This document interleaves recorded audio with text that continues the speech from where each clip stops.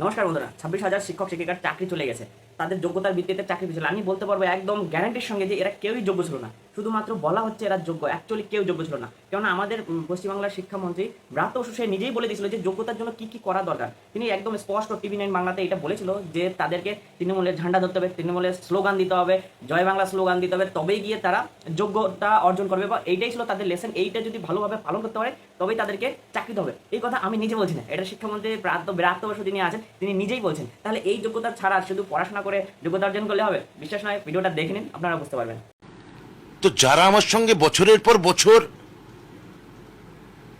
দেওয়াল লিখন করলো, যারা বছরের পর বছর মিছিলে হাঁটলো, যারা বছরের পর বছর আমার সঙ্গে খালি দিদির মুখের দিকে তাকিয়ে দিদির ছবি নিয়ে যারা বাড়ি বাড়ি গিয়ে বলল যে অমুক MLA ব্রাত্য বসুকে ভোট দিন, জোড়াফুল চিহ্নে ভোট দিন, তা চাকরি তো আমি তাদেরই